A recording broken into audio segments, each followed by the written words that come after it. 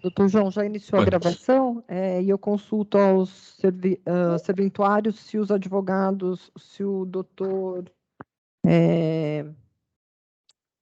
próprio interessado, que é o vereador Rafael Giovanni Dalla Porta Sedemac, que pediu para fazer sustentação oral, se ele está presente. Doutora Tatiana, não seria aquele caso em que o doutor Saad vai proferir o voto divergente? Não, houve uma inversão? Doutor Jurandir, a gente decidiu fazer primeiro os que têm sustentação oral, e tem dois casos com sustentação oral. O do doutor Saad, só o doutor Saad vai apresentar o voto dele, porque já houve sustentação em outra sessão. Perfeito. Apesar de que o doutor Tirson também está presente para assistir à sessão, mas... Sim. Então, vamos passar aos demais casos, né? Bom, doutor, eu não estou vendo o doutor Rafael, né, o vereador, aqui na lista de presentes. Querem começar? Os senhores querem começar, então, com o doutor caso do doutor Saad, o doutor João? Pois não, doutor Bonito. O advogado está presente? O doutor... Tá certo. O doutor Rafael pediu para se entrevistar comigo, nós marcamos e realizamos uma reunião que se iniciou às 13h30. Portanto, ele está presente. O André Luiz acompanhou essa audiência e ficou incumbido de informar o doutor Rafael, acaso antecipássemos um pouco o horário do início da sessão de julgamento. Se bem que já está praticamente no horário, estava marcado para as 15 horas. Mas o André Luiz deve saber se ele está no lobby, se ele está presente. Então, doutor, aqui no lobby e aqui na lista de quem está presente, eu não estou vendo o nome dele, né? A não ser que ele tenha entrado com outro usuário, mas aqui, pelo menos, eu não estou vendo ele.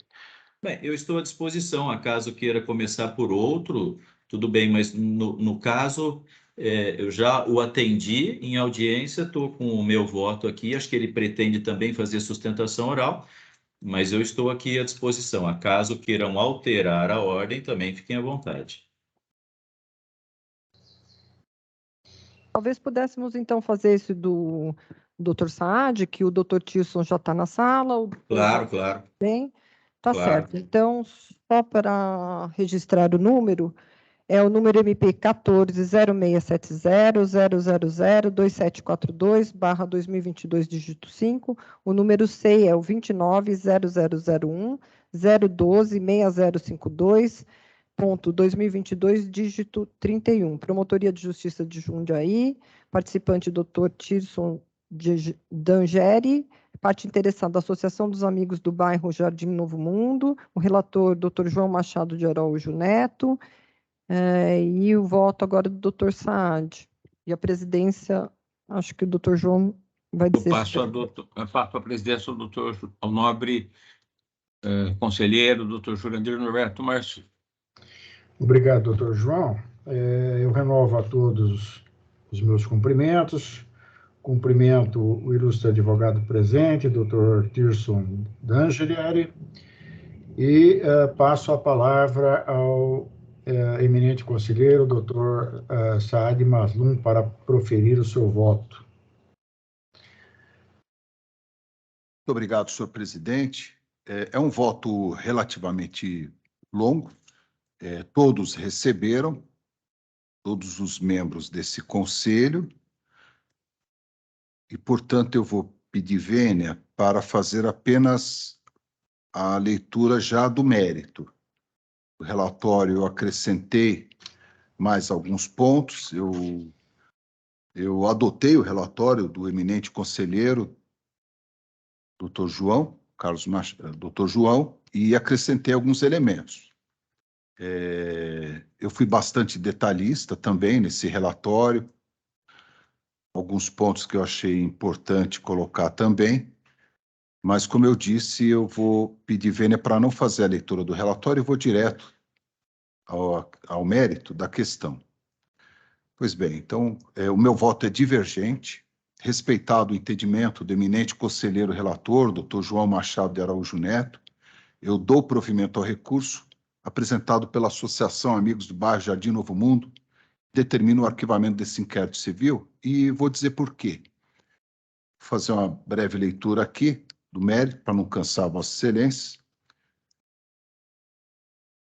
Eu consigno o seguinte: a recorrente tem razão quando assevera que a Lei Municipal número 8.758/2017 foi objeto de apreciação em ação direta de inconstitucionalidade julgada improcedente. Eu coloco a minuta dessa decisão do Tribunal de Justiça de São Paulo, que considerou constitucional a Lei Municipal 8.758. Consigno que não cabe mais qualquer discussão quanto à constitucionalidade da lei. Registro que a Lei Municipal 8.758, de 18 de janeiro de 2017, autoriza o fechamento de ruas sem saída, vilas e loteamento, nas condições que especifica, sendo reconhecido na ADI que a norma, aspas, não impede o exercício da liberdade de locomoção das pessoas de modo geral, fecha aspas, podendo comprometer, sim, abre aspas, o direito de ir e vir de pessoas não bem intencionadas ou cujas intenções não digam respeito propriamente às daquelas que naqueles locais residem, fecha aspas. Essas aspas, essa referência é o que consta da decisão proferida nessa ADI. Continuo. A decisão também reconhece a constitucionalidade da referida lei ao albergar normas que representam, aspas, medida de controle e conhecimento do acesso que preserva o direito à segurança pública, o que atua também no interesse da sociedade em geral, fecha aspas. Bem analisada a questão, realmente não se vê qualquer obstáculo na instalação de guaritas nos pontos de entrada e saída, com solicitação de identificação, inclusive com limitação de horário para acesso de pedestres, medida que não se mostra desarrazoada ou contrária ao que restou decidido na ação direta de inconstitucionalidade, que expressamente reconheceu inexistir ofensa à liberdade de locomoção das pessoas de modo geral, albergando igualmente de forma expressa a viabilidade de medidas de controle e conhecimento do acesso, preservando assim o direito à segurança pública. De outra parte, nota-se que, de fato, muito do que se pretende neste inquérito civil já foi objeto de investigações anteriores, inclusive em ação civil pública proposta pela digna Promotoria de Justiça. O procedimento investigatório número 14.067.0003274/2015-9, são autos físicos, teve seu arquivamento homologado por este Conselho Superior em 13 de setembro de 2016, restando assim deliberado: Habitação e Urbanismo, inquérito civil instaurado diante de representação de Rafael Francisco Lorenzini Adurens Diniz, notícia de fechamento de loteamento aberto a vias públicas pela Associação dos Amigos do Bairro Jardim Novo Mundo, no município de Jundiaí, impedindo a circulação de pessoas e veículos. Realizadas diligências, constatou-se a existência de ação civil pública tratando dos mesmos fatos. A municipalidade informou que o local é franqueado para qualquer cidadão, bem como providenciou a melhoria na sinalização do bairro. Diante das providências tomadas pelo poder público, não há, ao menos por hora, justa causa para outras medidas, arquivamento das investigações, homologação. Conselheiro relator, o eminente doutor Luiz Antônio de Oliveira nos deu. A leitura da promoção de arquivamento, homologado nos termos da deliberação referida, indica a existência de ação civil pública ajuizada em face da Prefeitura Municipal de Jundiaí e da Associação Amigos do Jardim Novo Mundo, justamente questionando medidas alegadamente prejudiciais ao livre acesso de qualquer do povo às vias públicas do loteamento Jardim Novo Mundo. Parcialmente procedente o pedido ministerial em primeiro grau, aspas, para condenar as réis a não obstar ou prejudicar o acesso de qualquer do povo ou a circulação pelas vias públicas do loteamento, fecha aspas, determinando a demolição em 30 dias das guaritas e muros existentes no loteamento. Houve, no entanto, reversão total desfavorável ao Ministério Público em sede de apelação. Na promoção de arquivamento, a digna Promotoria de Justiça, nessa promoção que eu fui buscar, em que foi homologado pelo conselheiro Dr. Luiz nos deu, nesse arquivamento, a promotoria colaciona o seguinte trecho do acórdão. Tratando-se, pois, de loteamento aberto, ainda assim são possíveis todas as medidas protetivas adotadas pela associação. 2 pontos. A construção de muros, a instalação de cancelas nas 2 saídas do loteamento, bem como a construção das guaritas. Isso é o que consta do acórdão, que motivou também a promoção de arquivamento em 2016 de um inquérito, portanto, idêntico a este que está em andamento. Continua o acórdão. Como ficou amplamente demonstrado nos autos, com a instituição dessas medidas protetivas, o índice de violência foi reduzido para 0 dentro do loteamento. O lugar é bem cuidado e as áreas públicas são acessíveis a todos, sejam moradores ou não. Infelizmente, na situação em que vivemos, prossegue o acórdão, com a violência que assola não apenas as grandes cidades, mas também as cidades menores, é impossível priorizar o direito de ir e vir, sem qualquer restrição. Isso porque, ao priorizar esse direito fundamental, estarão sendo desconsiderados o direito à vida e à segurança, que igualmente são direitos fundamentais previstos na Constituição Federal. Como é sabido, havendo conflito entre direitos da mesma natureza, no caso, direitos fundamentais, deve ser avaliada a importância de cada um deles, optando-se por aquele que merece maior proteção.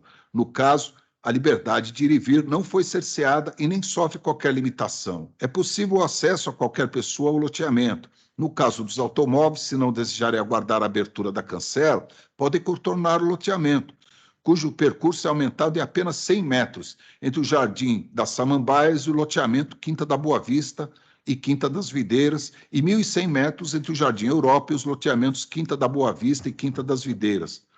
Resposta ao quesito complementar C do Ministério Público. Esse incômodo não justifica a imposição de risco aos moradores com a demolição dos muros, da guarita e das cancelas. O direito à vida e à segurança dos moradores representam um bem jurídico de valor muito superior do que esses singelos desconfortos. Fecha aspas, esse foi um trecho do acórdão. Prossigo eu. Como ponderado naquela promoção de arquivamento, a questão ventilada já fora devidamente submetida à apreciação do Poder Judiciário, que decidiu pela possibilidade da manutenção das cancelas, guaritas e muros construídos no local, a despeito de tratar-se de loteamento aberto. E com o trânsito em julgado do acórdão, a matéria está sob o palio da coisa julgada material. Tempos depois, as mesmas questões foram novamente levadas à Promotoria de Justiça de Habitação e Urbanismo de Jundiaí e, novamente, após diligências preliminares, promoveu-se o arquivamento da representação, homologado por este Conselho. É o SEI número 29.0001.0247314.2021, conselheiro, o eminente relator, Dr. Marco Antônio Ferreira Lima, em 27 de fevereiro de 2022. A minuta do voto. Representação civil noticiando irregularidade em razão da tentativa de fechamento do loteamento Jardim Novo Mundo, com a construção de muro obstruindo parte da via pública e da calçada, causando insegurança aos pedestres, julgada improcedente a ação direta de constitucionalidade da Lei Municipal 8.758 de 2017, que trata do fechamento dos loteamentos. A Associação de Moradores informou que a legislação permite o fechamento e controle de acesso, sendo mantido o acesso aos não residentes mediante identificação, pretendendo o ajuste no passeio público em guarita edificada, folhas 17 e 18. A municipalidade informou que o pedido de fechamento do loteamento ainda não foi autorizado, mantido o acesso aos não moradores, não havendo qualquer mudança no sentido das ruas. Possíveis ajustes na calçada serão analisados pela Associação de Moradores e Prefeitura Municipal. A ausência de lesão ou ameaça de lesão a direitos difusos coletivos a justificar a atuação do órgão ministerial. Em deferimento da representação, notificada a representante não interpôs recurso. Homologação. Como dito, conselheiro Dr. Marco Antônio Ferreira Lima, em 27 de fevereiro de 2022.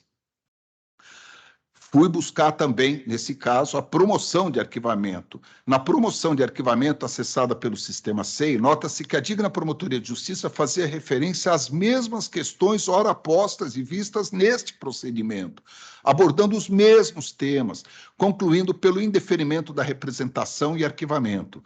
Assim, as reclamações referiam-se à legalidade e constitucionalidade do fechamento do loteamento, acesso ao bairro a não residentes mediante identificação, acesso a vias ao entorno do bairro, guaritas edificadas, dentre outras. Neste ponto, relevante observar que diversos são os precedentes judiciais autorizando o controle de acesso a pedestres e veículos diante da expressa previsão legal acerca do tema, nos termos do artigo 2º, parágrafo 8º da Lei 6.766/79, a Lei de Parcelamento do Solo Urbano, com a redação dada pela Lei número 13.465, de 2017.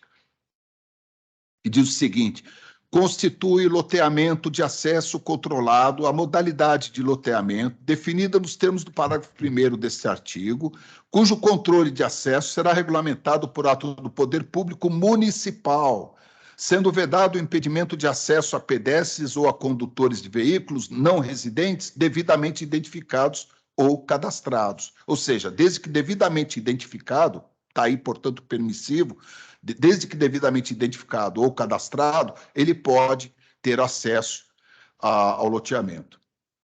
A respeito desse específico tema, menciona-se o decreto número 30.641, de 10 de novembro de 2021, da Prefeitura de Jundiaí, que regulamenta as disposições previstas na Lei Municipal 8.758, de 2017, já declarada constitucional, como dito, dispondo sobre a autorização para fechamento total, parcial, de ruas sem saídas, vias e loteamentos com estabelecimento de acesso controlado de veículos e de pessoas não domiciliadas no local. Folhas 43, evento 6857-262.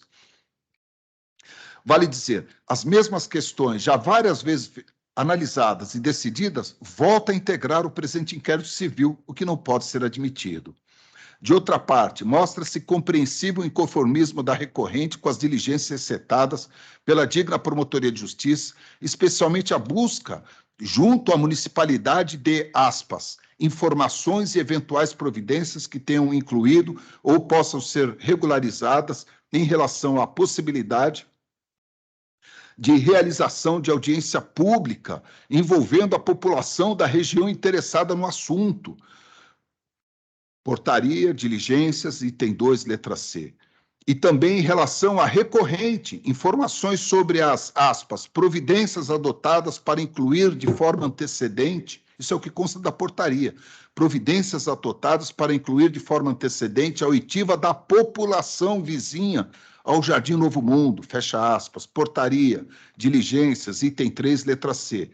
Pois, como argumentado no recurso, não há exigência em quaisquer das normas vigentes quanto à prévia oitiva dos vizinhos dos bairros do entorno do loteamento recorrente, sendo o pedido deduzido com a aprovação de 50% mais um dos proprietários dos imóveis existentes no loteamento, conforme constou do processo administrativo número 15.013.0/2021.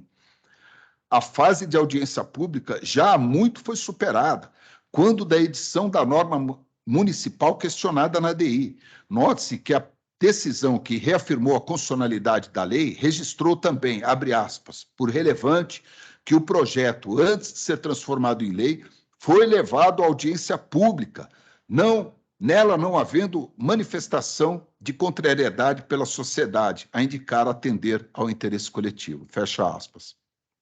Assim, mostra-se indevida a exigência de audiências públicas envolvendo a população da região e oitivas de vizinhos dos bairros do entorno do loteamento. O fato é que a recorrente efetivamente cumpriu as exigências legais e administrativas, foi devidamente autorizada pelo poder público local a proceder ao fechamento parcial de uma das ruas de acesso ao loteamento e conta com outorga de permissão de uso da área pública localizada na Rua dos Pinheiros para fechamento e controle de acesso. Isto após análises técnicas e nos termos do Decreto Municipal número 31.436, de 9 de junho de 2022, diante do que consta do processo administrativo número 15.013.0/2021 e das condições que lhe foram impostas, pena de imediata cassação da permissão, folha 52 do evento 7105501. De resto, observa-se que a Unidade de Gestão de Mobilidade e Transporte, UGMT, do Departamento de Engenharia de Mobilidade da Prefeitura de Jundiaí, assim se manifestou de forma satisfatória sobre possíveis impactos na malha viária e impactos no trânsito. Aspas, no caso em questão, verificou-se que o perímetro da área de abrangência da malha viária existente possui outras vias de ligação com melhores condições de circulação, estrutura e capacidade de absorção de impactos relacionados principalmente ao tráfego de passagem, como, por exemplo, é o caso da Avenida Imperatriz Leopoldina, a qual possui extensão de percurso equivalente ao trajeto anteriormente utilizado, implantado em local que não há acesso a imóveis lindeiros, diminuindo o risco de conflitos, além de proporcionar um trajeto menos sinuoso e que se interliga diretamente às principais vias de acesso ao bairro e outras regiões do município, como a Avenida Doutor Adilson Rodrigues e Rua Doutor Durval Knox da Veiga. A UGMT esclareceu também que a autorização para o fechamento foi precedida da análise pelos órgãos competentes, Unidade de Gestão, Unidade de Gestão de Planejamento e Meio Ambiente, Mobilidade e Transporte, Negócios Jurídicos, Cidadania, Casa Civil, de toda a documentação e estudos apresentados pela Associação de Moradores de acordo com o disposto na legislação pertinente, registrando, aspas, também por oportuno, que as medidas tomadas pelo governo municipal, além de estarem em sintonia com as normas que disciplinam o assunto, não ferem o direito ambulatorial dos cidadãos, pois, além de autorizar tão somente a identificação dos eventuais transeuntes no local em questão, foram precedidas de análise quanto à possibilidade de circulação por outras vias, fecha aspas. A Unidade de Gestão de Segurança Municipal, em resposta à Promotoria de Justiça, esclareceu que, aspas, o fechamento do loteamento em questão não afetará o desempenho das atribuições da Guarda Municipal de Jundiaí no território do município, bem como o atendimento aos moradores e munícipes jundiaienses. Fecha aspas. E a Câmara Técnica de Legislação Urbanística também concordou com o fechamento do acesso de veículos na Portaria 2, sobretudo considerando que, 1. O bairro Jardim Novo Mundo é considerado um loteamento fechado desde 1994, conforme Lei Complementar 102/94. 2. Os bairros das adjacências possuem rotas para acessarem seus imóveis e o processo foi instruído com gráficos que mostram a baixíssima quantidade de passagens de veículos diárias. E 3. O fechamento valorizará os comerciantes e os imóveis do bairro. Por fim, no que se refere ao cumprimento pela recorrente das condições estabelecidas no parecer da Câmara Técnica de Legislação Urbanística, nada nos autos indica que não estejam sendo observadas, nada indicando também para eventual omissão da municipalidade, ressaltando-se que, desde que tenham sido acolhidas as propostas e sugestões da Câmara Técnica, à administração cabe realizar a fiscalização e adotar as medidas cabíveis em caso de descumprimento, dentre as quais a imediata cassação da permissão e demais autorizações concedidas, o que definitivamente não é de interesse da associação.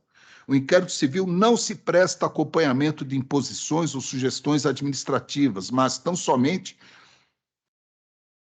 a investigação acerca de danos ou risco concreto de dano ou irregularidades efetivamente existentes.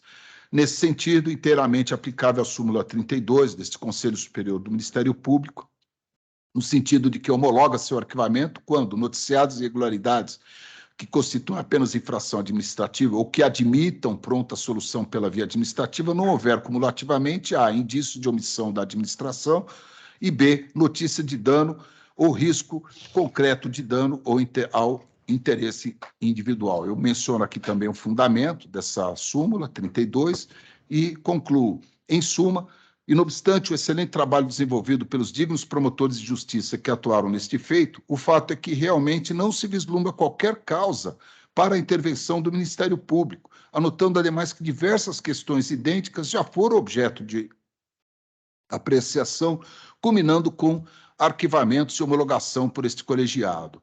Assim, pelo meu voto, dou provimento ao recurso interposto e determino o arquivamento deste inquérito civil. São Paulo, 23 de setembro, foi a data em que incluí este voto no sistema. Depois da inclusão deste voto no sistema, senhor presidente, foi-me cientificada uma ocorrência que o eminente recorrente juntou mais documentos e eu só tive a oportunidade de olhá-los ontem. Esses documentos, dentre eles, está justamente o recorrente noticia o cumprimento ou a solicitação da prefeitura para que verifique o cumprimento daquelas condicionantes da Câmara Técnica de Legislação Urbanística.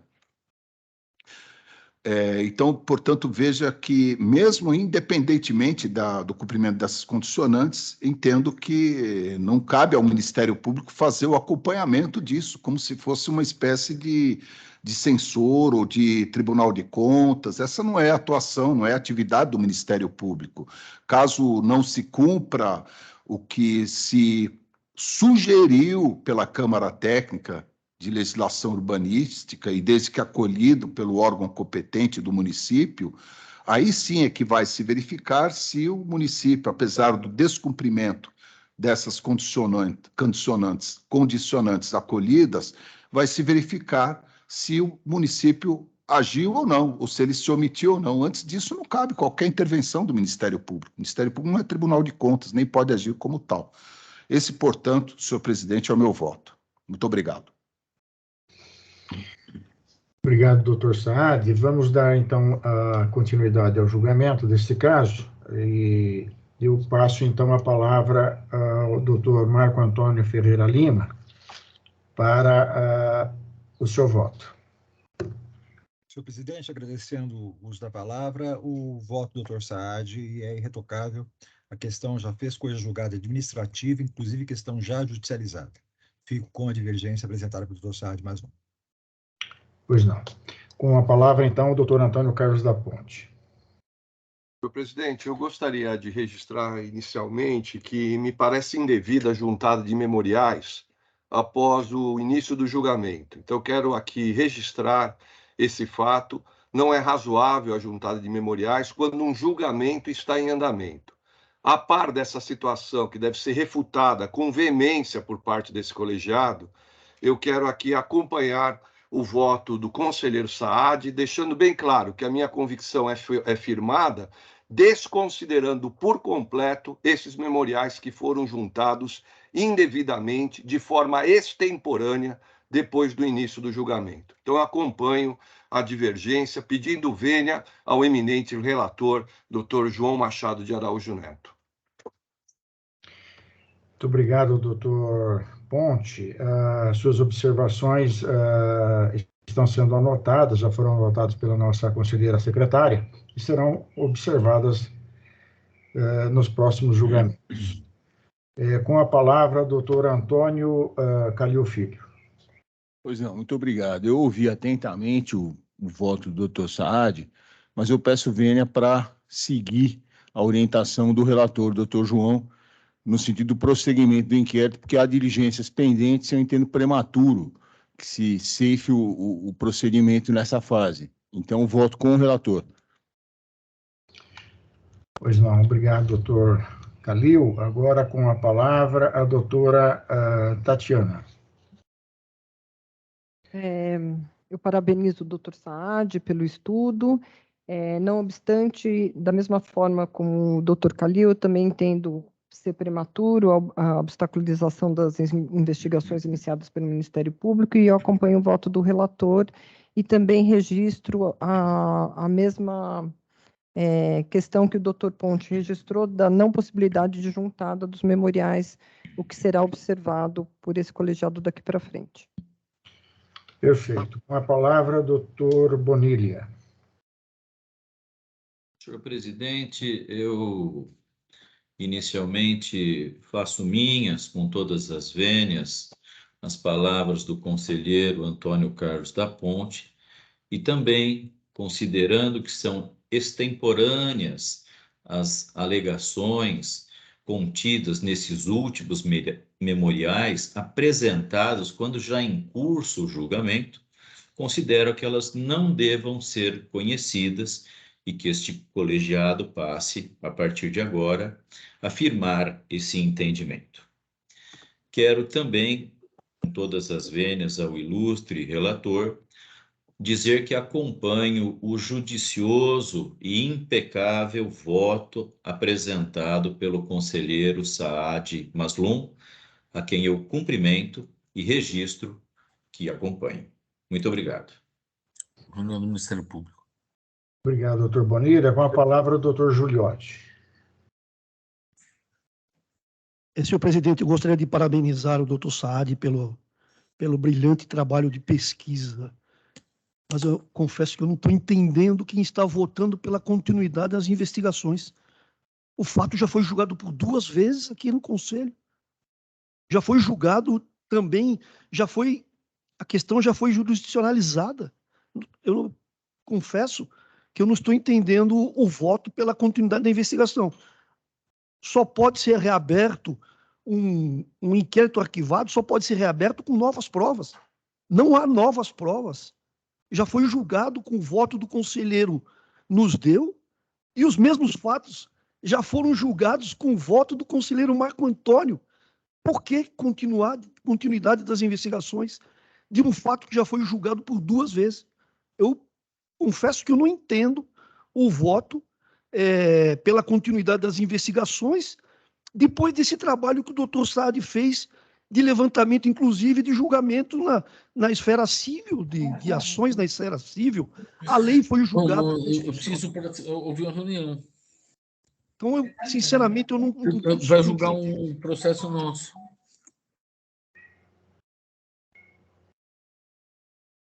Sinceramente, eu não consigo entender o voto pela continuidade das investigações, não consigo entender. Não há novas provas, o inquérito já foi arquivado por 2 vezes. Como é que o Conselho vai determinar a continuidade das investigações? Por isso, respeitando o voto do digno relator, eu novamente parabenizo o doutor Saad pelo excelente pesquisa que ele fez, comprovando que esse fato já foi julgado por 2 vezes nesse egresso do Conselho, e não há suporte legal nem regulamentar para a continuidade das investigações.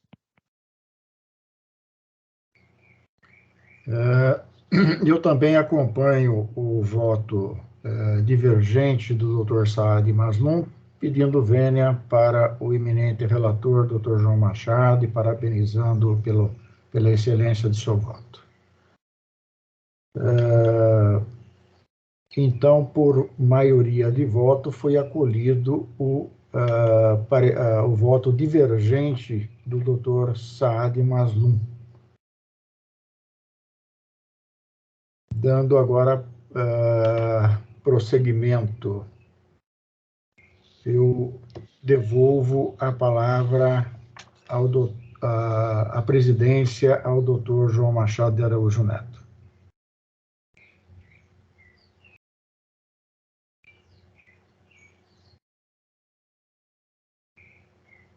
Doutor João, o som. Perdão, novamente. Agradeço ao doutor Franter Norberto Marsura, e eu vejo que o doutor Rafael Serema se encontra na sessão, então indago a nobre secretária se passaremos a esse julgamento. E me parece que o dele seria que ele acompanharia, perdão, que ele faria sustentação oral. Seria o primeiro? Sim, doutor João, é o número 140609-0000-141/2022, dígito 2, número C, 29-0001-015-4000.2022, dígito 95, Promotoria de Justiça de Iacanga, participante, o vereador Dr. Rafael Giovanni Della Porta Sedemac, parte interessada, o doutor Rafael, e o relator é o doutor José Carlos Mascari Bonilha. Muito obrigado, doutora Tatiana. Então, passo a palavra para a leitura do seu voto ao eminente relator, doutor José Carlos Mascari Boni. Muito obrigado, senhor presidente. Passo, portanto, a leitura do relatório, para depois aguardarmos a sustentação oral a ser desenvolvida pelo doutor Rafael aqui presente. Trata-se de recursos interpostos pelo prefeito municipal de Iacanga, como também por vereadores e pela própria Câmara Municipal de Iacanga, desafiando todos eles a portaria instauradora dos presentes autos de inquérito civil, que tem como objeto a apuração de suposta recriação de cargos declarados inconstitucionais pelo venerando acórdão proferido no âmbito da ação direta de inconstitucionalidade número 21.95012, hífen 20 de 2020, 826.0000, utilizando-se do artifício da adoção de novas nomenclaturas aos cargos existentes e reconduzindo a grande maioria de seus ocupantes aos novos cargos em comissão do município de Iacanga. Eli Donizete Cardoso, prefeito municipal de Iacanga. Bruno Borba Siriaco, presidente da Câmara Municipal de Iacanga. Carlos Frederico Abdala Júnior, Cláudio Roberto Dariva, Daiane Estevanato Atui Sandoli, Dorival Ferreira de Campos Filho, João Ferlete Filho, João Henrique dos Santos Ramos, Rafael Giovanni Della Porta Sedemac e Valdevino Soares, todos eles vereadores municipais, e a Câmara Municipal, pela Procuradoria Jurídica e por sua procuradora, Estefânia Gomes Mena, interpuseram recursos questionando a instauração do inquérito civil. O prefeito municipal de Iacanga, em síntese, alegou a ausência de justa causa para a deflagração do inquérito civil, pois os novos cargos em comissão criados pela Lei Complementar Municipal número 155 de 2022 estariam em plena consonância com o ordenamento jurídico e não representariam recriação dos cargos declarados inconstitucionais pelo venerando acórdão proferido no âmbito da ação direta de inconstitucionalidade 21.95012 de 2020, acima já mencionada. Afirmou o alcaide municipal que não houve a indicação de meios de provas aptas ou apresentação de informações ou documentos pertinentes à abertura de inquérito civil. Por essas razões, requereu o arquivamento do inquérito ou, subsidiariamente, a sua conversão em procedimento preparatório de inquérito civil. Os vereadores municipais de Iacanga, por seus turnos, em suma, arguíram ausência de justa causa para a instauração do inquérito civil, consubstanciada na imunidade parlamentar prevista no artigo 29.8 da Constituição Federal e na regular constitucionalidade da Lei Complementar Municipal número 155 de 2022.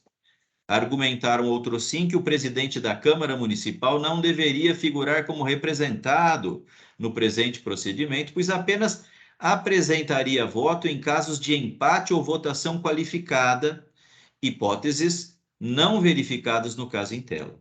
Requereram, pois, o arquivamento do presente inquérito civil ou também, subsidiariamente, a sua conversão em procedimento preparatório de inquérito civil. A Câmara Municipal, por sua vez, também recorrente, apresenta razões em síntese com conteúdo similar às alegações recursais já encaminhadas pelos respectivos vereadores municipais, elencando a inviolabilidade parlamentar constitucionalmente prevista e argumentação no sentido de que o Poder Legislativo não se vincularia aos efeitos das decisões proferidas pelo Poder Judiciário em ações diretas de inconstitucionalidade, para fins de pleitear a exclusão de todos os vereadores da Câmara Municipal de Iacanga como representados no presente inquérito civil, Essa é a síntese do necessário. Eu devolvo a palavra, portanto, ao presidente para que seja conferida a oportunidade ao Dr. Rafael fazer sustentação oral e após volto para a continuidade do meu voto. Muito obrigado, doutor Bonilha. Em seguida, passo a palavra ao nobre advogado, doutor Rafael Cedemar. Por gentileza, doutor Rafael. Boa tarde a todos. Estão me ouvindo perfeitamente? Gostaria de agradecer ao nobre relator e também aos conselheiros desse egrégio tribunal, desse egrégio Conselho Superior do Ministério Público, pela oportunidade. É um prazer estar aqui diante de todos vocês, nobres excelências, doutos procuradores, para fazer a sustentação oral no nosso recurso. Inicialmente, gostaria de me apresentar. Estou vereador no meu 3º mandato nesta Casa Legislativa, desde o ano de 2013, e também sou advogado no município de Iacanga, desde o ano de 2011.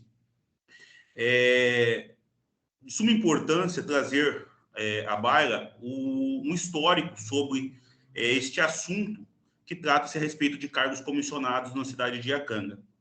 Desde o ano de 2013, quando adentrei nesta Casa Legislativa, já venho combatendo firmemente a criação de cargos comissionados para que esses não sejam utilizados como cabine de emprego. Então, no ano de 2012, foi aprovada uma lei no município, criando-se 99 cargos comissionados na cidade de Iacanga. Um número exorbitante para o tamanho de uma cidade de 13 mil habitantes. E desde então nós estamos batendo, o Poder Legislativo vem confrontando esse número de cargos comissionados, juntamente também com o Ministério Público local, que hoje, infelizmente, nós não temos um promotor fixo na nossa cidade de Iacanga, eles ficam fazendo um revezamento, mas desde então a gente vem combatendo essa criação desses cargos. No ano de 2016, através de um TAC firmado com o Ministério Público, o Poder Executivo local renovou estes cargos comissionados, ficando em torno de 30 cargos comissionados até então, entre secretariado e cargos comissionados. Esta lei, infelizmente, foi julgada na ação direta de inconstitucionalidade, a qual foi revogada. Porém, essa lei teve uma validade durante o período de 6 anos. Ela vigorou de 2016 até, então, o período onde foi julgado, teve seu trânsito julgado no ano de 2022.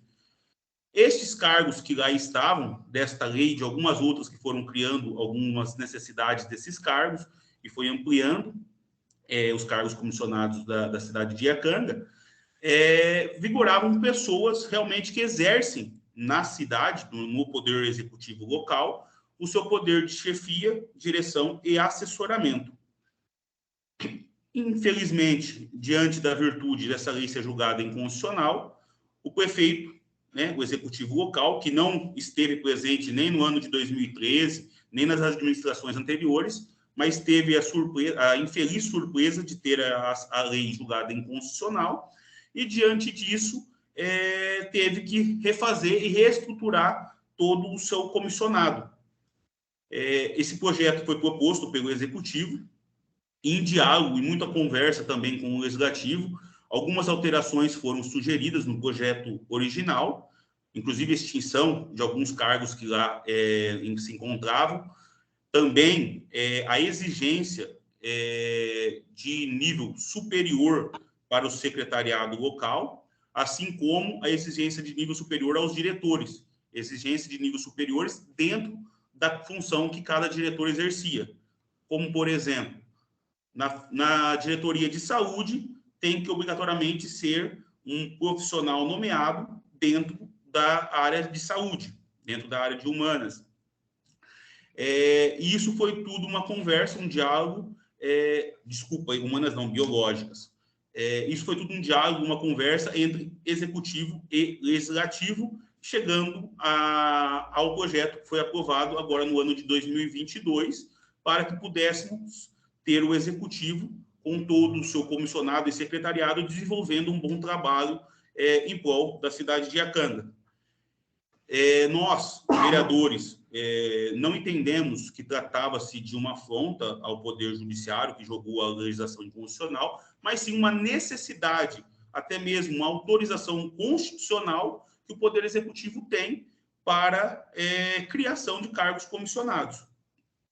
Hoje, atualmente, os nossos cargos comissionados são ocupados por também pessoas de carreira, né, pessoas que estão concursadas dentro da administração pública e têm essa atribuição já local e são nomeados para ocupar um cargo comissionado. Em torno de 33% a 40% desses cargos são ocupados por pessoas que são de carreira municipal, são pessoas concursadas e que já exercem essas atribuições ou algumas outras atribuições dentro da administração pública.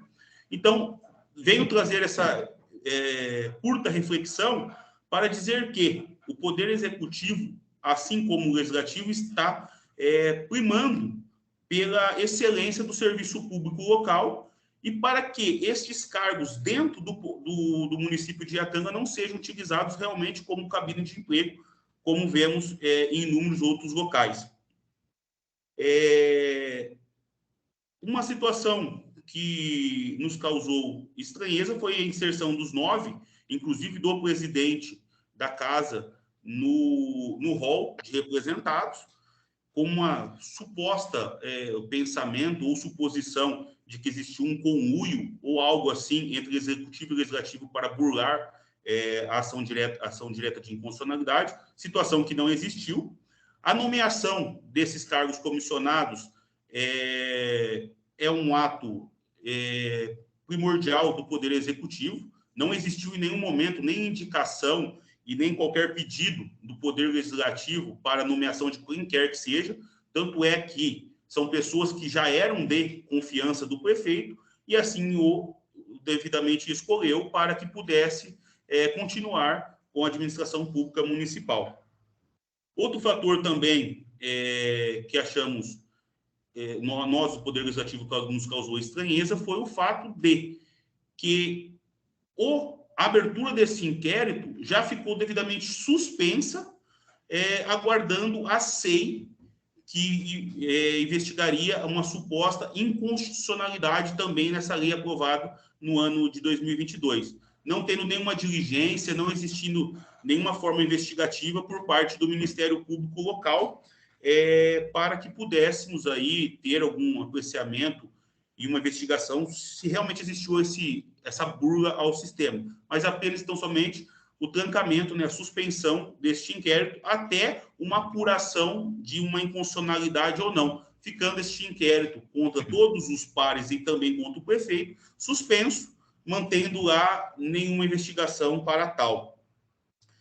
Venho também trazer aos senhores, né, a informação de que nosso município está com uma procuradoria com pessoas concursadas, uma procuradoria independente, assim como estamos criando na nossa cidade um cargo de controle interno também por concurso público, não mais com função de confiança, e também estamos com um edital de concurso aberto para nomeação de outras pessoas que estão sendo necessárias para a administração pública local, para que pudéssemos dar continuidade a todo o trabalho aí na cidade de Iacanga.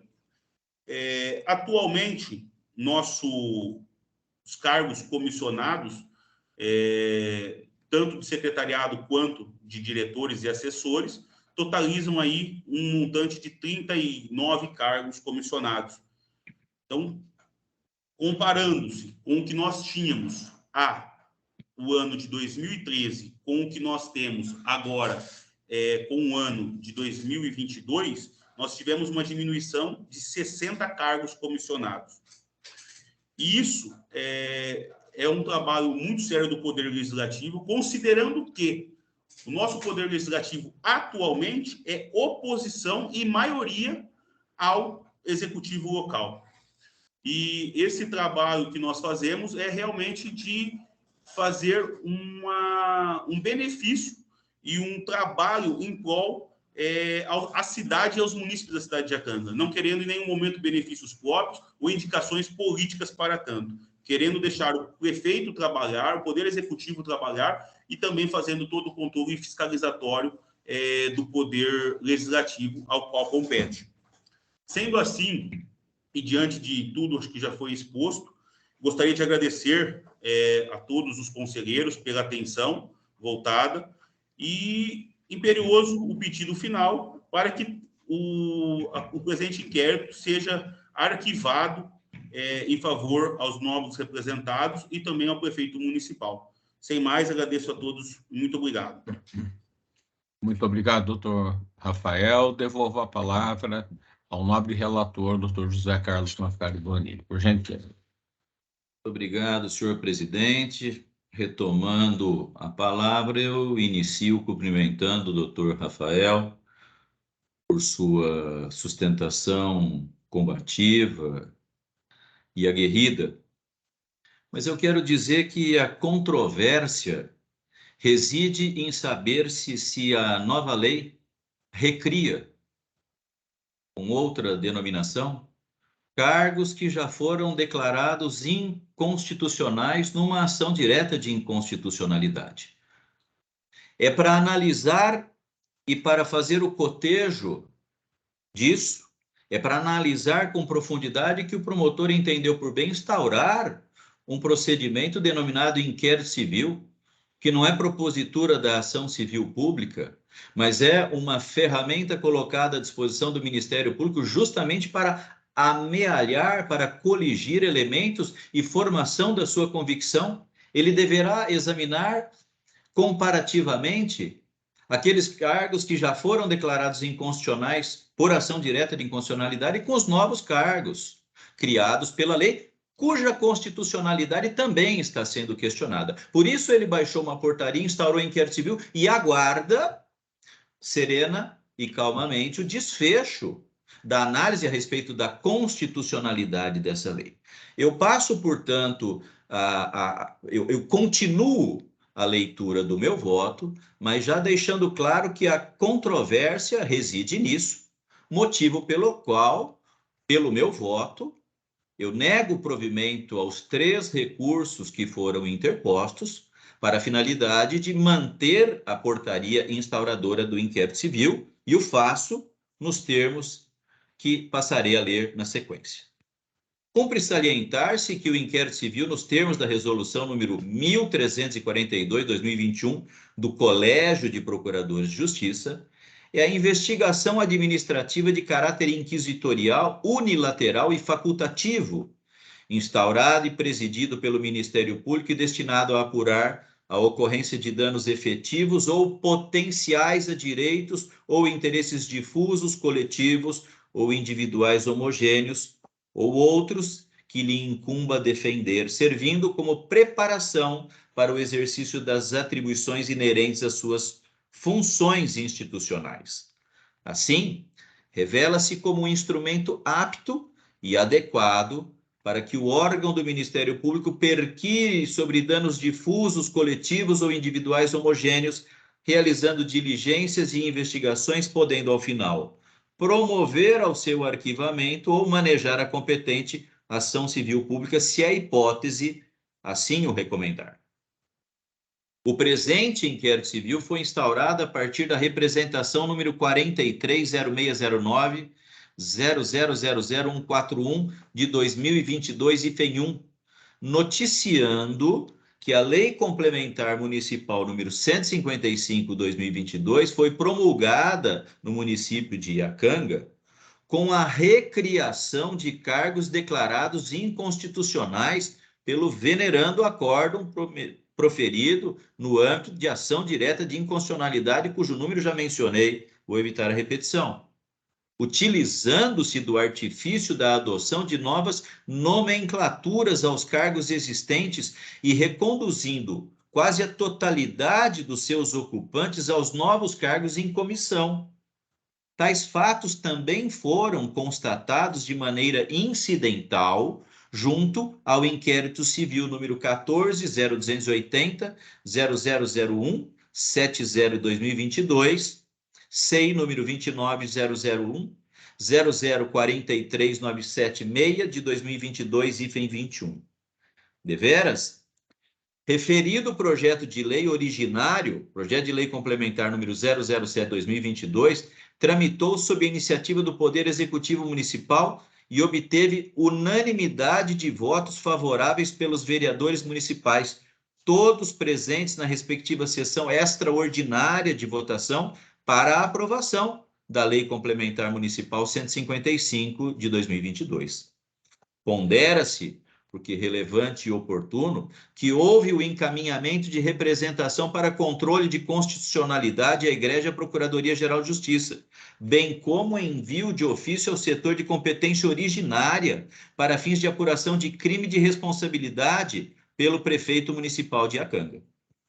Averbe-se que, diante da publicação da referida Lei Complementar Municipal, que determinou e previu a criação de cargos comissionados com denominações extremamente similares aos cargos em comissão e funções de confiança declarados inconstitucionais pela ADI já mencionada, atribuições genéricas e essencialmente técnicas, bem como a recondução da maioria dos ocupantes dos cargos anteriormente existentes aos novos, entre aspas, cargos. Tornou-se de rigor a instauração de procedimento investigatório com o escopo de se apurar eventuais atos de improbidade administrativa por parte dos envolvidos. Frisa-se que as alegações ofertadas pelos ora recorrentes, como a constitucionalidade dos dispositivos legais em questão e a atuação dos referidos vereadores dentro nos limites da imunidade parlamentar, confundem-se com o próprio mérito e objeto da apuração nos presentes autos. Assim, afigura-se imperiosa a cabal elucidação dos fatos, revelando-se o inquérito civil como instrumento apto e adequado, para tanto, legitimado que está o órgão do Ministério Público.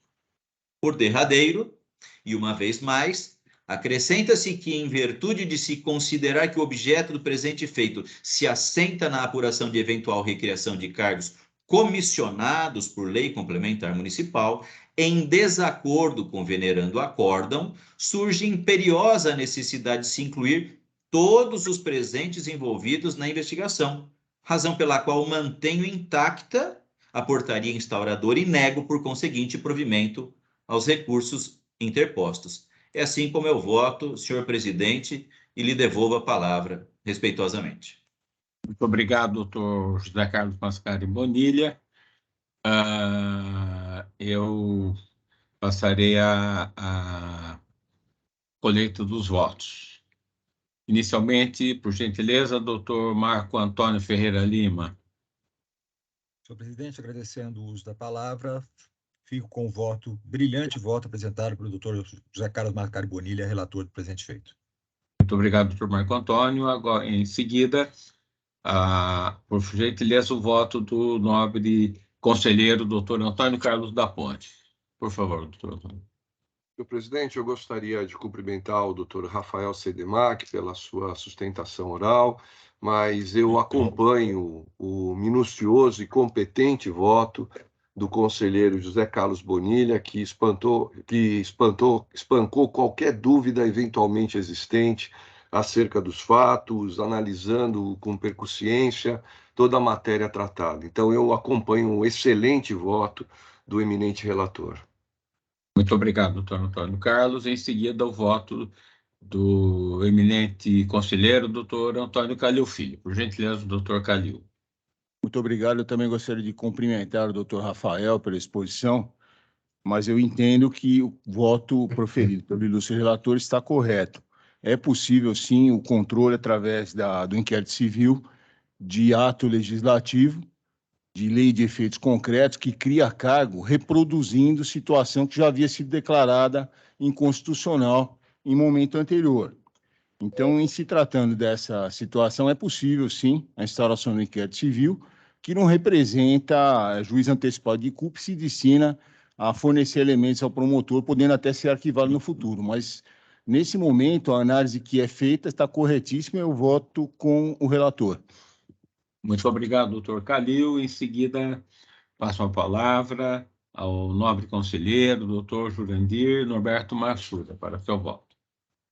Obrigado, senhor presidente. Eu igualmente cumprimento a brilhante intervenção do Dr. Rafael, mas peço vênia para acompanhar o voto do relator, que bem dirimiu a questão, e com os acréscimos do Dr. Calil. Muito obrigado, doutor Jurandir. Em seguida, passo a palavra à ilustre secretária, doutora Tatiana Vigeni Bicudo, para seu voto. Gentileza, doutora Tatiana. Cumprimento o doutor Rafael e parabenizo o doutor Bonilha pela clareza da exposição e acompanho o voto, então, do relator. Muito obrigado, doutora Tatiana. Passo a palavra ao nobre conselheiro, doutor Saad Massum, para seu voto.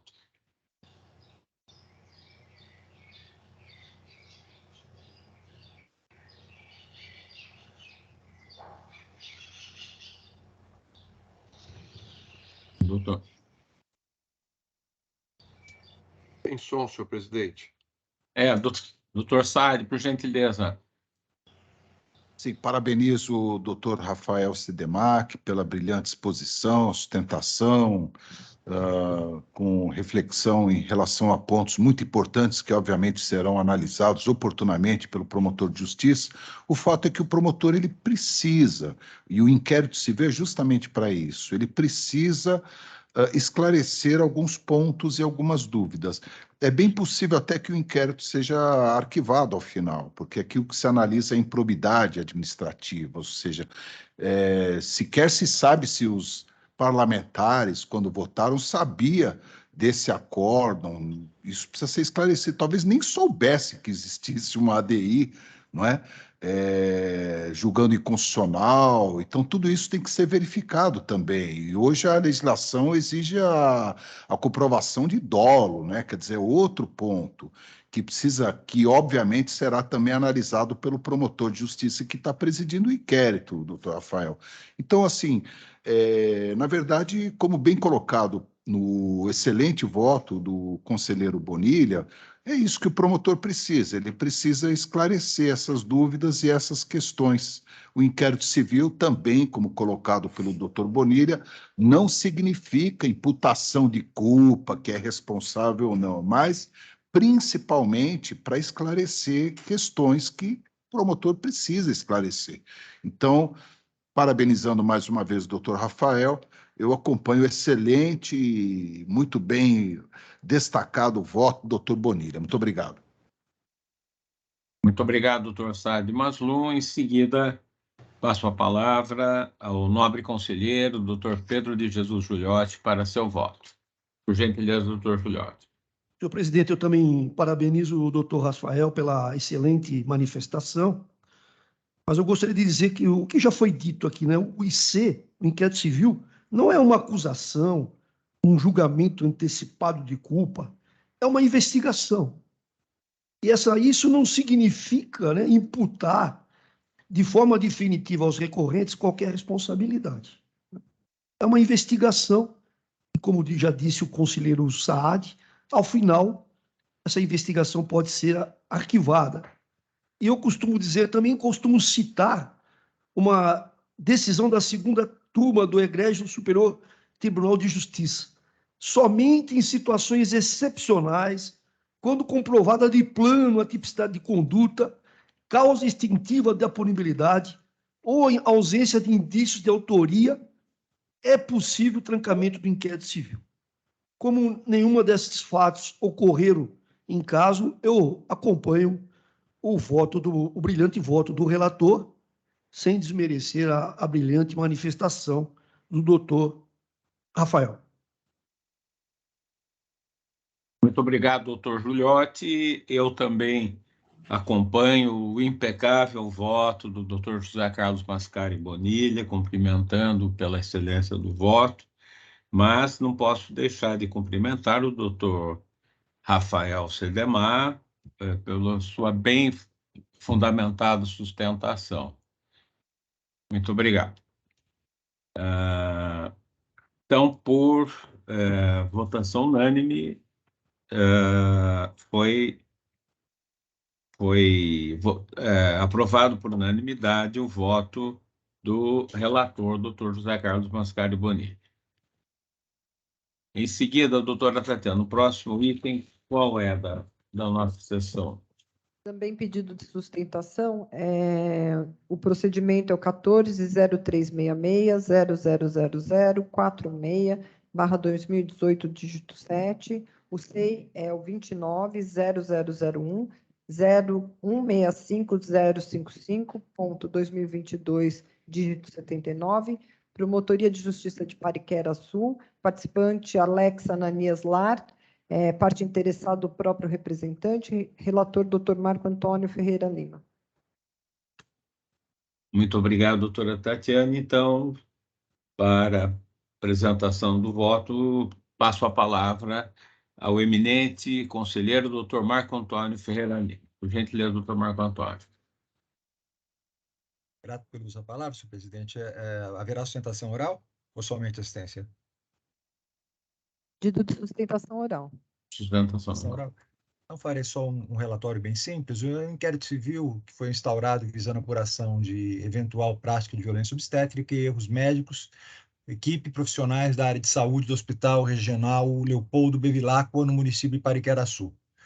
O recorrente inconformado não atende, não entende pelo arquivamento, sustentando aquilo que já sustentou desde a sua petição, sua representação inicial. É o relatório bem simples, presidente. Muito obrigado, doutor Marco Antônio. Passo a palavra ao nobre advogado. Por gentileza. Boa tarde a todos. Estão todos me ouvindo? Sim, sim. Só uma pequena correção. Meu nome é Alex, eu não sou advogado, eu sou a pessoa que provocou, lá no ano de 2018, esse inquérito civil.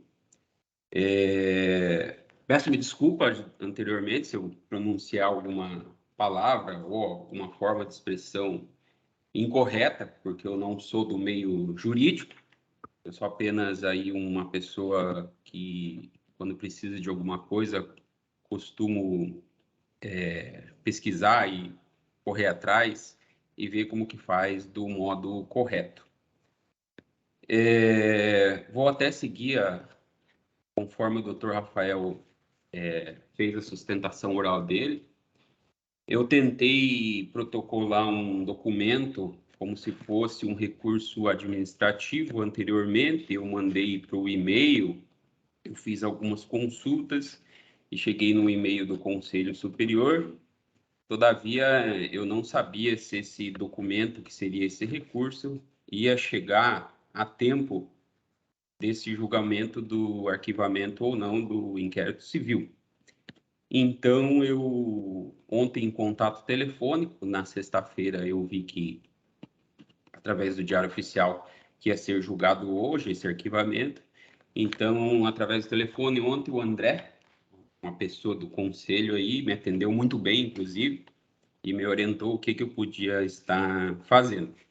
Então, eu tenho um documento, eu vou até, para ficar mais fácil, eu vou fazer a explanação, leitura dele aqui. Mas, rapidamente, uma pequena introdução aí, o meu filho nasceu em 2018, em 7 de setembro de 2018, aqui no hospital da nossa região. A nossa região é a região do Vale do Ribeira, provavelmente os senhores conhecem ou já ouviram falar, e na nossa região aqui tem um hospital que acaba atendendo toda a região e é administrado por um consórcio. No dia do nascimento do meu filho, depois de uma gestação muito boa, né? Meu filho foi planejado, minha esposa teve uma gestação excelente, é o nosso primeiro filho, a gente se planejou, a gente vem de uma família tradicional, onde a gente planeja tudo, e assim a gente planejou ele, então foi uma gestação muito bem. Que correu tudo muito bem. Porém, no dia do nascimento aconteceu algumas coisas que eu identifiquei como falhas de procedimento.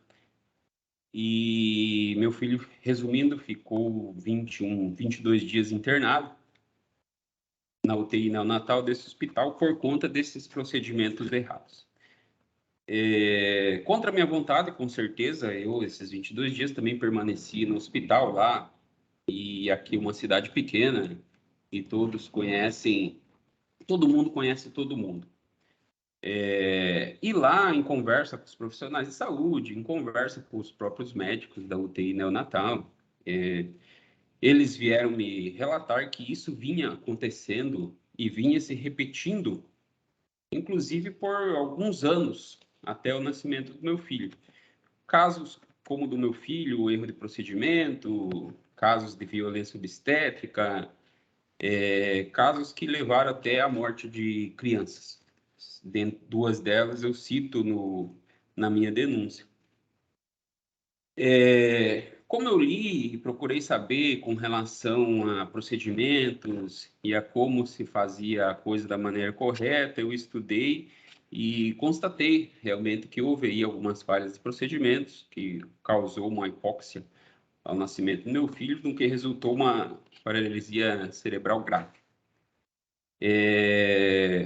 Juntando elementos, conversando com o pessoal do hospital, conversando com outras famílias, eu fiquei muito insatisfeito em tudo isso acontecendo e ninguém fazer nada. Foi aí que eu procurei os modos corretos de fazer essa representação, essa denúncia, e aí no dia 19/12/2018, eu juntei uma documentação, fiz um texto de denúncia e apresentei ao promotor, na época. Isso já faz 4 anos. Isso foi se estendendo. Protocolei no Ministério Público, né, denúncia sobre os fatos ocorridos aqui no momento do parto da minha esposa e alguns outros relacionados ao tema. Inclusive alguns que resultaram, como eu falei, com um envolvimento de médica, bebida alcoólica, a falta do interesse do hospital em resolver os problemas e outras situações relacionadas e pertinentes.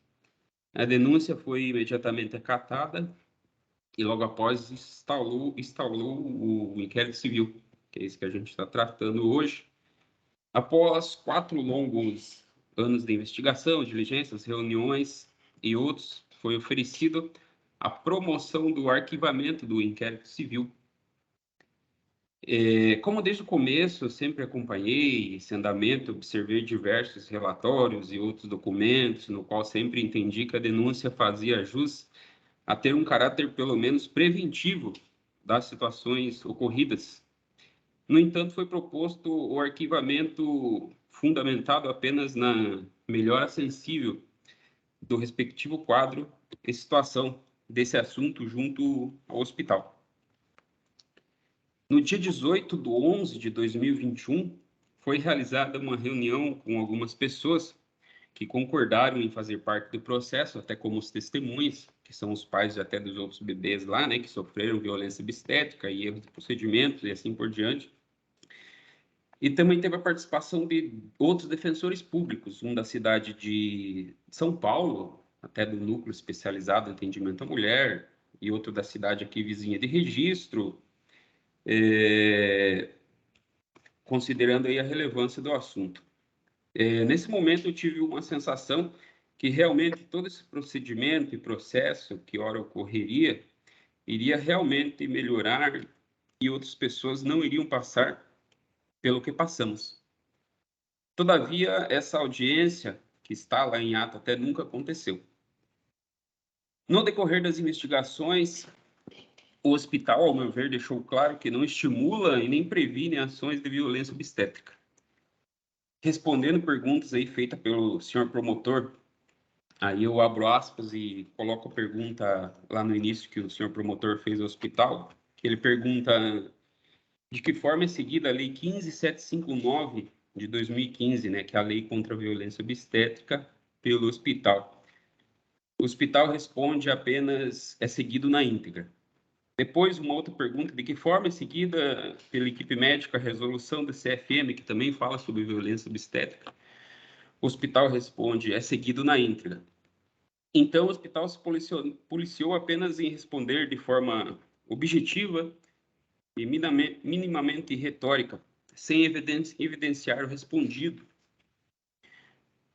Também o hospital foi inconveniente aí ao responder de forma errada a questão de alguns procedimentos relacionados ao dia do parto do meu filho, por exemplo, o exame de cardiotocografia em minha esposa, tendo em vista que não foi realizado conforme foi comprovado no prontuário médico, e na resposta o hospital fala que fez esse exame, inclusive esse exame é até previsto numa lei estadual, isso poderia evitar até o que aconteceu com o meu filho.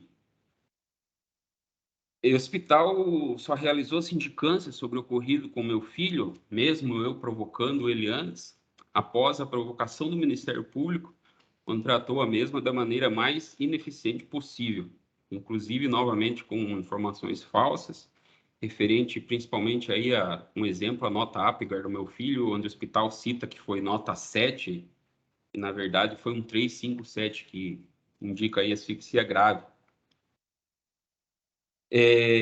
Por fim, uma discrepância da conclusão da sindicância do hospital em comparação com a sindicância do CRM, Conselho Regional de Medicina, onde o Conselho Regional de Medicina ele demonstrou, após a investigação, que houve lá uma imprudência, negligência ou imperícia. Então, eu citei alguns fatos relacionados ao meu caso, porém, ao longo do inquérito civil também tem os apontamentos relacionados a esses dois outros casos e alguns outros casos também que concordaram em participar da denúncia. Foram feitos foram realizados pela DRS, né, que é a Diretoria Regional de Saúde, uma fiscalização pontual, onde nesse relatório, no decorrer do inquérito civil, tem 2 relatórios, onde nesse relatório demonstra ali que realmente o hospital ele não previne esses atos. Tem um indício aqui que eu anotei, 33% das gestantes aí tiveram seu períneo cortado, que é considerado hoje em dia uma violência obstétrica, né? E talvez aí o incentivo e de outros procedimentos, principalmente posições, aí evitassem isso. Também tem lá no relatório que na hora do parto há relatos de violência obstétrica por outras gestantes, né? Comprovando aí que nesse período pode ser que diminuiu, mas não cessou, e o hospital realmente deixou de, pelo menos, prover alguma ação para prevenir isso. Então, há 2 relatórios, é um pouco extenso, mas, do meu ponto de vista, eles demonstram, né, que o problema não acabou. Esses são alguns dos elementos que eu citei, os demais elementos estão nos autos lá do inquérito civil, durante a investigação que aconteceu, que pode ser que evidencie que há necessidade de proposição de ação corretiva, tendo em vista essa pulsão preventiva aí por exemplo, de um termo de ajuste de conduta. Em nenhum momento do processo foi realizado nenhum tipo de reunião com o hospital, né, a fim de orientar com relação à necessidade da melhora nesse assunto, ou ainda recomendação aos responsáveis pela gestão do hospital.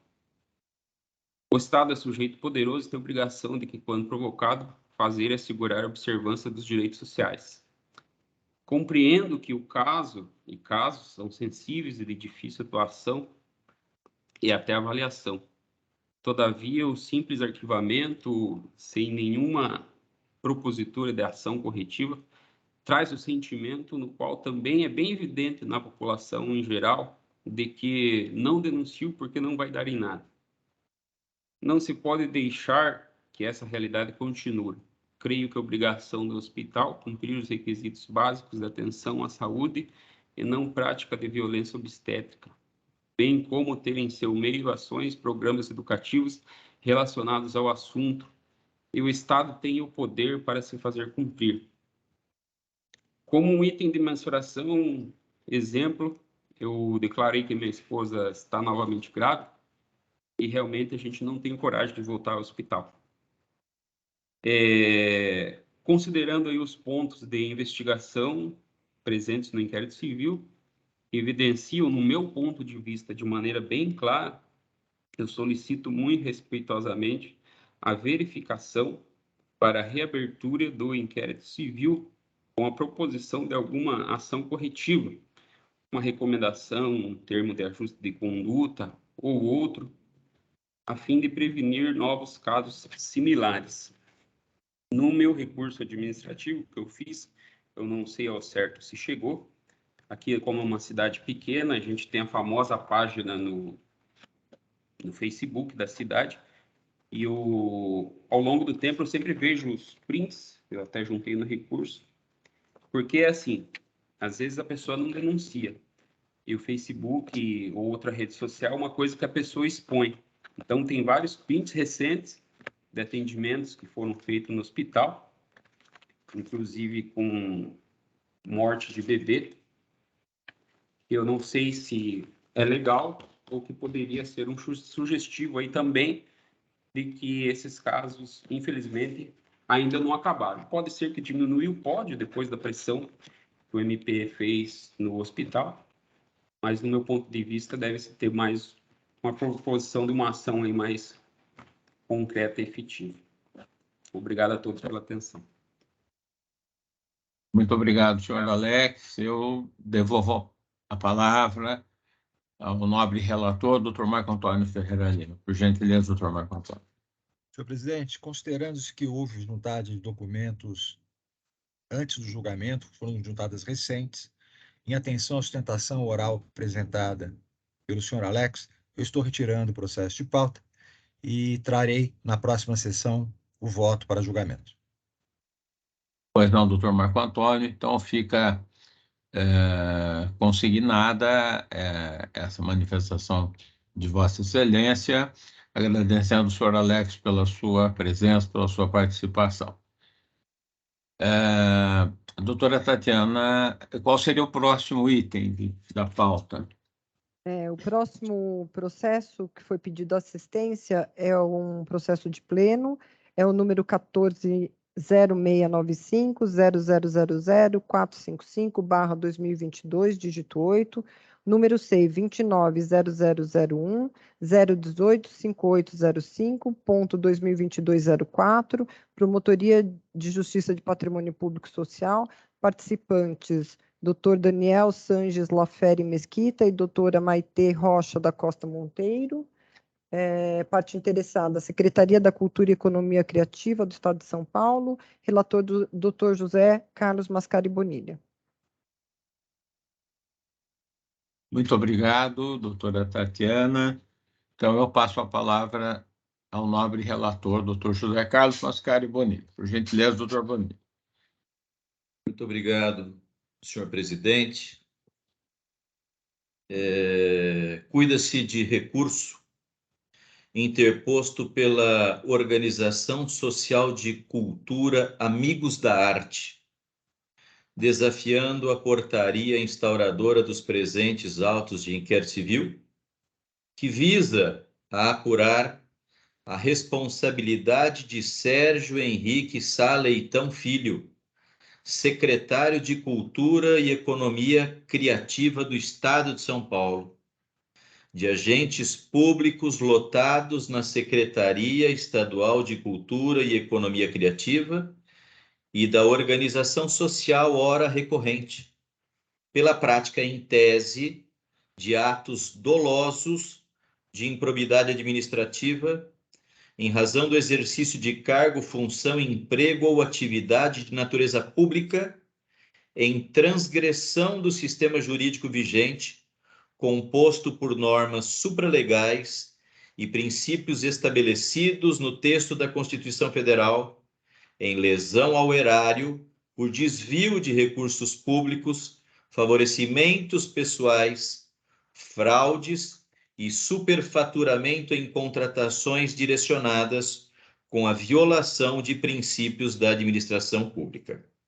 É a síntese do necessário. Eu indago, há pedido para sustentação oral ou posso prosseguir na leitura do meu voto? Aqui consta apenas assistência. Posso dar continuidade, portanto? Pois não, doutor. É a síntese do necessário. Os fatos objeto da portaria inaugural desses autos não são exatamente coincidentes com o objeto de outro procedimento, como quer fazer crer a parte ora recorrente. Por outro lado, verifica-se a presença de indícios de autoria e materialidade a ensejarem apuração por meio destes autos de inquérito civil.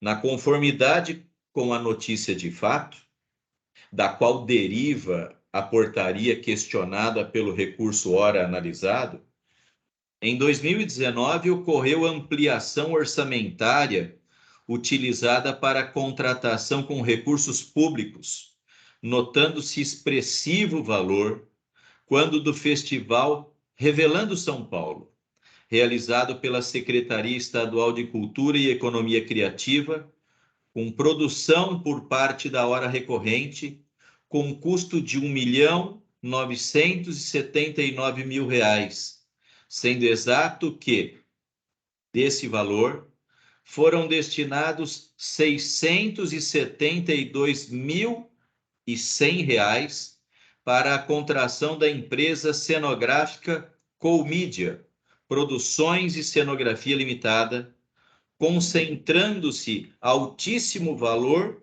para único fornecedor, com prioridade para itens de infraestrutura logística e de produção de eventos, em detrimento da valorização artística propriamente dita.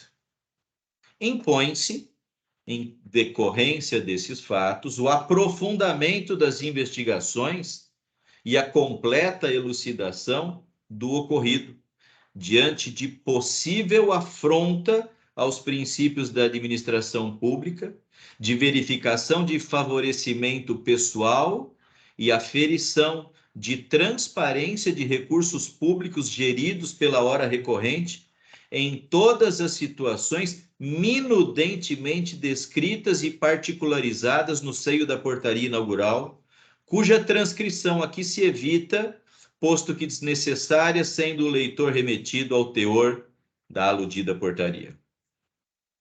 Frisa-se, porque relevante e oportuno que no período compreendido entre 2019 e 2021, a hora recorrente, contratada pela Secretaria Estadual de Cultura e Economia Criativa, efetuou pagamentos de aproximadamente R$ 4 milhões aos prestadores de serviço José Luiz Carratu, conhecido por Zé Carratu, e Rubens Crispim Júnior, conhecido como Rubão, em possíveis contratações direcionadas. Para ambos foi destinada a importância de R$ 4 milhões. A Secretaria Estadual de Cultura e Economia Criativa e a hora recorrente celebraram contratos tendo como objeto o fomento e a operacionalização da gestão e execução de programas e equipamentos de difusão, circulação e descentralização cultural, com repasse inicial de quase R$ 206 milhões, sendo que o primeiro aditivo contratual alcança a casa de R$ 83.300.000. A circunstância de o autor da notícia de fato optar pela preservação de seu anonimato, mantendo a sua identidade sob sigilo, não obsta, evidentemente, a que o Ministério Público inicie a necessária investigação, nela prosseguindo até a formação de seu convencimento, podendo manejar a competente ação civil pública ou promover o arquivamento, conforme a hipótese assim o recomendar. Cumpre salientar-se que o inquérito civil, nos termos da Resolução 1342 de 2021 do Colégio de Procuradores, é a investigação administrativa de caráter inquisitorial, unilateral e facultativo, instaurado e presidido pelo Ministério Público e destinado a apurar a ocorrência de danos efetivos ou potenciais aos interesses difusos, coletivos ou individuais homogêneos, ou outros que lhe incumba defender, servindo como preparação para o exercício das atribuições inerentes às suas funções institucionais, Assim, revela-se como verdadeiro instrumento apto e adequado para que o órgão do Ministério Público perquire sobre danos difusos, coletivos e individuais homogêneos, realizando diligências e investigações, podendo, ao final, promover o arquivamento ou manejar a ação civil pública. Diante disso, nego provimento ao recurso interposto e mantenho intacta a portaria inaugural. É assim como eu voto, senhor presidente, lhe devolvendo a palavra nesse instante. Muito obrigado. Senhor presidente, pela ordem. Doutor João? Pois não, pois não. Eu estava sem som. Pois Perdão, não. eu gostaria de pedir vista desses autos para melhor exame. Pois não. Doutor... Perdão, doutor Antônio Carlos? Sim, senhor presidente, Pois não. Com todo respeito ao pedido feito pelo eminente conselheiro Antônio Calil, eu já quero adiantar meu voto. E eu acompanho o excelente voto do eminente relator, doutor Zé Carlos Bonilha. Pois não, doutor Antônio Carlos. Doutor Marco Antônio Ferreira Lima, por gentileza. Todas as vênias também, senhor presidente. Eu também estou antecipando meu voto, acompanhando o voto do ilustre relator. Muito obrigado, doutor Marco Antônio. Senhor Doutor presidente. Antônio Calil Filho, então, pede vista do processo. Pois não? Se me permite também, com a devida vênia, eminente conselheiro, doutor Calil, também adianto meu voto nos termos do excelente decidido, do que de forma excelente foi decidido pelo eminente relator. Muito obrigado. Pois não, doutor Sá. Doutor Pedro de Jesus Giuliotti. Também, senhor presidente, eu também antecipo o voto. Eu li os autos e li o brilhante parecer do conselheiro Bonilha. Também antecipo meu voto. Pois não, doutor Giuliotti. Bom, o doutor Antônio Calil Filho pediu vista, então vamos passar ao próximo julgamento, doutora Tatiana, por gentileza. Agora, são dois destaques. Um foi pedido pelo Dr. Calil, é o número MP 14.0356.0000.188/2019, dígito 7. Número SEI 29.0001.0059123.2022, dígito 2004, 04. Promotoria de Justiça de Orlândia. Muito obrigado, doutora Tatiana. Passo a palavra ao nobre relator, doutor Antônio Calil Filho. Por gentileza, doutor Calil. Muito obrigado. O voto é um pouco longo. Eu vou pedir licença para fazer um breve resumo, que eu acredito que todos tenham recebido. É um inquérito civil da Promotoria de Justiça de Orlândia que foi instaurado para apurar dano ambiental oriundo de um incêndio de grandes proporções em plantação canavieira que se alastrou e atingiu uma área de aproximadamente 500 hectares de mata nativa em área de preservação permanente, abrangendo as fazendas Flórida, Olhos d'Água, Monte Belo, Cabeceira da Floresta, Santa Helena, Alvorada, Ilambari e Sítio Primavera. Algumas fazendas, na verdade uma fazenda, que é a Fazenda Olhos d'Água, houve uma instauração de inquérito para apuração do dano ambiental em relação a ela, houve tentativa de realização de termos de ajustamento de conduta com as outras fazendas e não houve possibilidade de socorrer, né, não fizeram. E o doutor promotor arquivou um inquérito civil, entendendo que não foi comprovado o nexo de causalidade, né? Eu estou divergindo dessa orientação porque, em matéria ambiental, a responsabilidade pela reparação ela é de natureza objetiva, ela é tríplice. Existe a responsabilidade criminal, a responsabilidade civil e a responsabilidade administrativa. E a responsabilidade pela reparação, ela independe justamente por se tratar de uma responsabilidade de natureza objetiva, ela independe da comprovação da culpa ou da prova do nexo de causalidade, né? Então, embora toda a argumentação no sentido do arquivamento tenha sido feita falando sobre a responsabilidade objetiva, a conclusão divergiu dessa orientação, né? Então, além disso, a obrigação a responsabilidade civil pelo dano ambiental, ela acompanha a coisa, porque um dos argumentos que foi utilizado também para o arquivamento é no sentido de que teriam sido vendidas as propriedades. Só que a responsabilidade pelo dano ambiental ela é própria rem, ela acompanha a coisa. E a obrigação de reparar o dano, ela decorre da própria propriedade ou da posse da coisa e prende-se ao bem, transmitindo-se aos sucessores. Então, eventual entendimento no âmbito sobre exclusão de culpa, de dolo, ou por não ter sido apurada a autoria do incêndio, que é um incêndio muito grande, 500 hectares, dá mais ou menos 5 milhões de metros quadrados, pela minha conta, há necessidade de haver a reparação dessa mata e todas as consequências que decorrem dessa degradação ambiental. Então, pelo meu voto, eu estou rejeitando a promoção de arquivamento, e para manter a convicção do doutor promotor, estou pedindo que se remetam os autos ao excelentíssimo senhor Procurador-Geral de Justiça para que designe substituto automático para que ajuize a ação civil pública para restauração ou recuperação das áreas afetadas e demais consectários à degradação ambiental, considerando a responsabilidade objetiva e própria em regra dos proprietários, possuidores, inclusive sucessores e herdeiros, se for o caso. É nesse sentido que eu voto. Muito obrigado, doutor Antônio Calil Filho. Prosseguindo na votação, passo a palavra ao nobre conselheiro, doutor Marco Antônio Ferreira Lima, para seu voto. Voto com o relator, senhor presidente. Obrigado. Doutor Antônio Carlos da Ponte, por gentileza.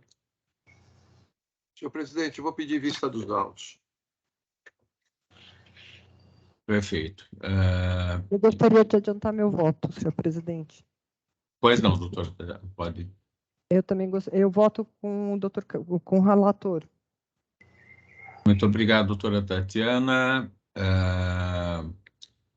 Eu também adianto meu voto com o relator, doutor Antônio Calil Filho.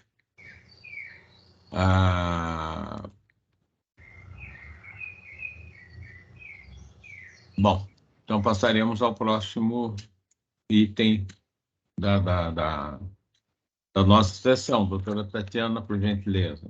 Pois não, é um pedido de destaque do Dr. Giuliotti, o número MP é o 66-0695-0000-318/2022, dígito 2. O número CEI é o 29-0001-0092-519.2022, dígito 24, Promotoria de Justiça do Patrimônio Público e Social.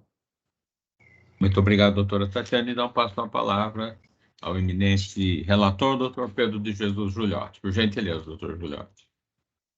Senhor presidente, eu resolvi destacar esse caso, porque é um caso que teve muita repercussão na imprensa, então eu não queria que o julgamento ficasse adstrito à turma, né? Então, por isso que eu resolvi destacar para julgamento pelo pleno. É um caso de turma em que eu resolvi submeter ao pleno, dada a relevância e o destaque que esse caso teve na imprensa.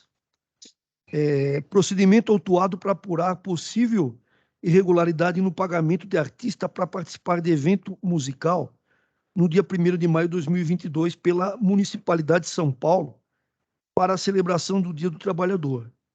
Notícia de que a Prefeitura teria contratado o show da cantora Daniela Mercury e que o referido evento teria sido utilizado para fins de promoção pessoal de Luiz Inácio Lula da Silva, pré-candidato ao cargo de presidente da República nas eleições de 2022. Diligências realizadas, informações prestadas pela administração, arquivamento sob o fundamento da questão de fundo e de direito eleitoral, sendo os fatos devidamente encaminhados para a Procuradoria Regional Eleitoral em São Paulo, em que pese o entendimento exarado pelo ilustre promotor de justiça oficiante, necessária, a nosso ver, a continuidade do apuratório diante da utilização de verbas oficiais para evento que teve sua natureza patentemente desviada, afastando-se o interesse público para evento que teve sua natureza patentemente desviada, afastando-se o interesse público em nítida afronta a diversos princípios constitucionais, em especial os da impessoalidade e moralidade. Conversão do julgamento em diligência, para que se aprofunde a investigação, verificando-se todo o procedimento de contratação do evento em questão, ouvindo-se servidores envolvidos, verificando-se a pertinência do contrato, bem como a utilização inadequada de evento comemorativo para fins nitidamente políticos, sem prejuízo do encaminhamento de cópia dos autos à Procuradoria-Geral da República para fins de apuração de eventual infração administrativa eleitoral. Para que não haja ofensa à liberdade de convicção do ilustre promotor de justiça, voto pelo encaminhamento dos autos à digna Procuradoria-Geral de Justiça para a designação de promotor de justiça substituto automático para cumprimento do quanto determinado. Eu entendi que é um caso que se deve se investigar improbidade, além da questão eleitoral, e não o promotor de imediato entendeu que era só uma questão eleitoral. Mas eu entendo também que deve ser investigada a questão da improbidade e deve ser realizadas novas diligências para que se conclua se houve ou não improbidade, independentemente da questão eleitoral, que também deve ser investigada na seara própria. É assim que eu voto, senhor presidente. Muito obrigado, doutor Giuliotti. Passando a colheita de votos, eu passo a palavra ao doutor Marco Antônio Ferreira Lima, por gentileza. Obrigado pelo uso da palavra, senhor presidente. De fato, a questão ela foi amplamente divulgada pela mídia, as investigações foram abortadas antes do que deveriam ter sido, sem abordagem mínima, inclusive sobre outras esferas que exigem apuração. Acompanho o brilhante voto do relator. Muito obrigado. Doutor Antônio Carlos da Ponte, por gentileza.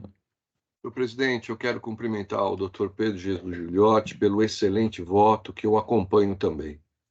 Obrigado, doutor Antônio Carlos. Doutor Antônio Calil Filho, por gentileza. Eu acompanho o relator. Obrigado. Doutor Jurandir Norberto Marsura, por gentileza. Acompanho o excelente voto do relator. Muito obrigado. Doutora Tatiana Vigiane Bicudo. Também acompanho o excelente voto do relator. Muito obrigado. Doutor José Carlos Mascari Bonilha, por gentileza. Obrigado, senhor presidente, pela palavra. Quero cumprimentar o conselheiro Pedro de Jesus Giuliotti pelo lúcido e profícuo voto e concordo com a imperiosa necessidade de se aprofundar as investigações, convertendo-se em diligência. Portanto, acompanho ipsis verbis a fala do ilustre relator. Muito obrigado. Muito obrigado, doutor Bonilha. Por gentileza, doutor Sades Maslon, por gentileza.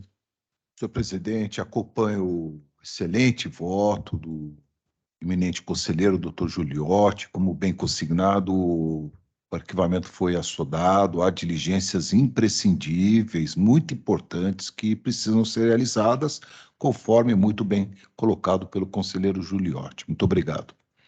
Muito obrigado, doutor Sades Maslon. Eu também acompanho o brilhante voto do doutor Pedro de Jesus Giuliotti, anunciando que, por unanimidade, seu voto foi aprovado.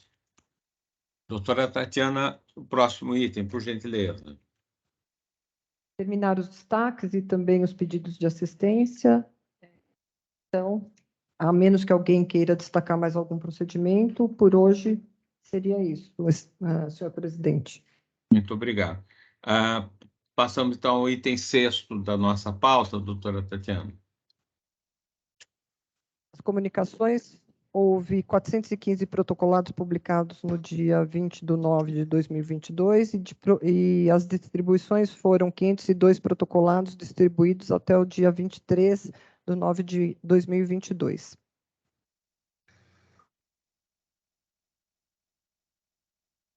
Muito A doutora Tatiana concluiu, né? São essas as comunicações. Muito obrigado. Então, eu anuncio que todos os demais votos dos relatores foram devidamente analisados pelos ilustres conselheiros, tanto pelo pleno como pelas turmas, e que decidiram acolher os votos dos relatores. Também quero registrar que todos os votos estão disponíveis no sistema do Conselho. Declaro encerrada a nossa sessão de hoje, mas sem antes indagar, doutora Tatiana, a próxima reunião será quando, doutora Tatiana? Na próxima terça-feira, dia 4/10. Muito obrigado. Diante disso, antes de encerrar, eu quero agradecer a presença de todos e desejar uma ótima semana com bastante saúde. Um abraço a todos. Boa semana. Boa tarde, boa tarde. Boa Obrigado. tarde, boa Boa tarde. semana a todos. Tchau, tchau. Obrigado. Obrigado.